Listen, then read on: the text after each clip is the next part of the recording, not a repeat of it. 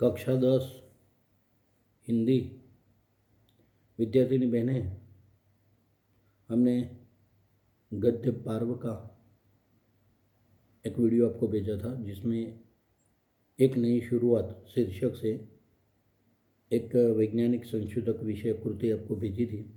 उसका सारांश मैंने आपको बता दिया है। जो जाकिर अली हुसैन द्वारा, जिनको रजनीश के नाम से जाने जाते हैं,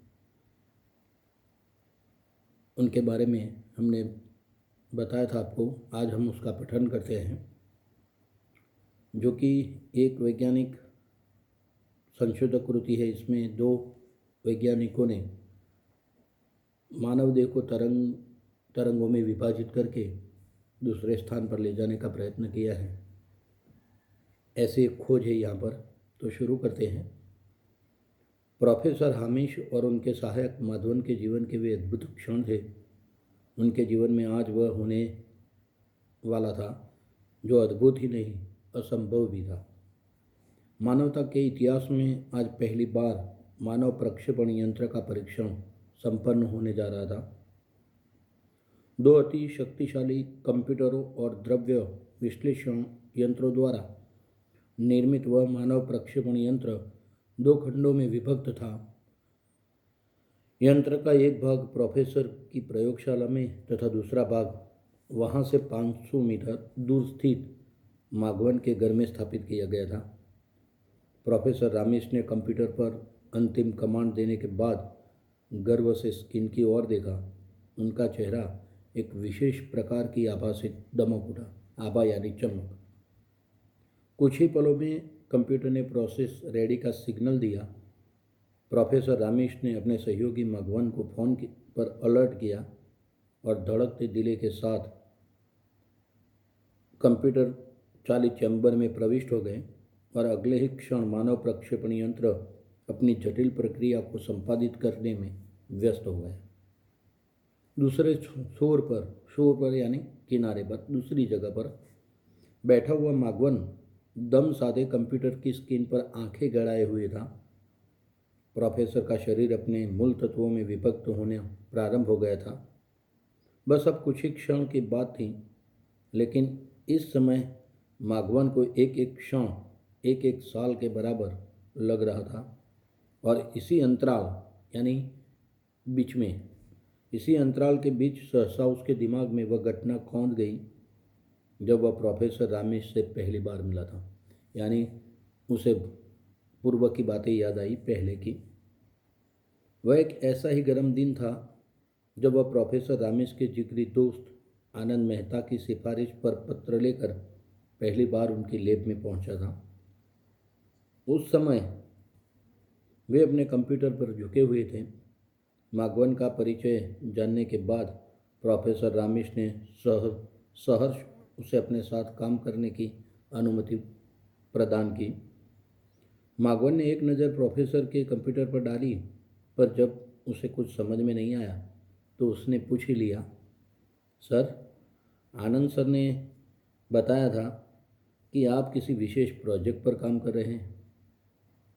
प्रोफेसर रामेश ने माघवन के चेहरे की ओर देखा, जैसे वे यकीन कर लेना चाहते थे कि माघवन से अपने प्रोजेक्ट की बात शेयर की जा सकती है अथवा नहीं।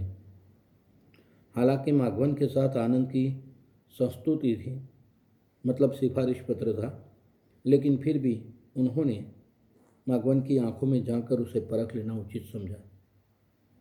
उन्होंने एक लंबी सांस ली और फिर अपने ड्रीम प्रोजेक्ट के बारे में, मतलब मानव प्रक्षेपण यंत्र के प्रोजेक्ट के बारे में माघवन को बताने लगे। प्रोफेसर की बातें सुनकर माघवन का मुंह आश्चर्य से खुला रह गया।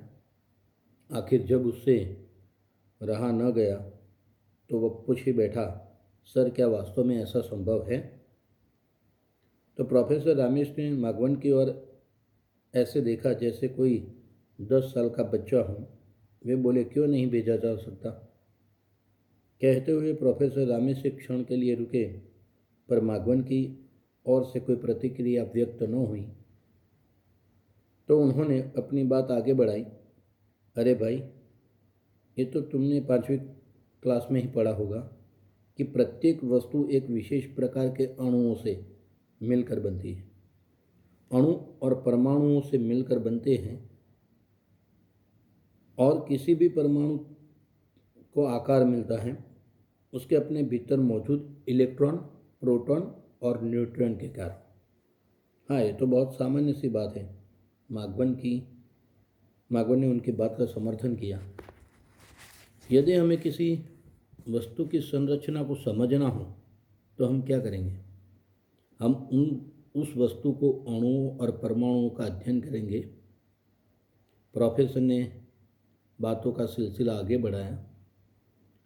यह ठीक है, जैसे किसी मशीन के अंदर के कल पुर्जे यानी उसके छोटे छोटे हिस्से, कल पुर्जों की बनावट, उनके कार्य करने की विधि। मागवन मूर्तिवत प्रोफेसर रामेश की बात सुन रहा था। प्रोफेसर का वक्तव्य जारी था। यह तो रही बनावट की बात। अब बात आती है किसी वस्तु को तरंगों के माध्यम से कहीं भेजने की बात। तुम्हें तो मालूम होगा कि ऊर्जा कभी नष्ट नहीं होती। हाँ, उसका स्वरूप परिवर्तित किया जा सकता है, जैसे विद्युत ऊर्जा को यांत्रिक ऊर्जा में, आणविक ऊर्जा को विद्युत ऊर्जा में। अब हम आणविक ऊर्जा को उदाहरण के रूप में लेते हैं। यह ऊर्जा यूरेनियम, थोरियम आदि तत्वों को तोड़कर प्राप्त की जा सकती है। इस काम के लिए परमाणु रिएक्टर काम में लाए जाते हैं। इससे हम यह आसानी से समझ सकते हैं कि किसी भी वस्तु को उसके मूल तत्वों में तोड़ा जा सकता है, और अगर किसी वस्तु को उसके मूल तत्वों से विभक्त किया जा सकता है तो उन मूल तत्वों को आपस में जोड़कर उस तत्व को दोबारा भी मूल रूप में प्राप्त किया जा सकता है। हाँ, यह तो है। मागवन ने उनकी बात का समर्थन किया। तो विद्यार्थिनी बहनें, यहाँ पर किसी वस्तु को तोड़ा जा सकता है तो फिर उसको मूल रूप में जोड़ा भी जा सकता है, ऐसा प्रोफेसर का कहना है। अब आगे दूसरा वीडियो भेजेंगे, उसमें बाकी का जो पठन है वो पूरा करेंगे। आप बहुत अच्छी तरह से पढ़ाई करें, और जहाँ कहीं भी आपको कोई मुश्किल हो, परेशानी हो, दिक्कत हो तो आप मुझे प्रश्न के रूप में भेजें। मैं उसका समाधान आपको दे दूँगा।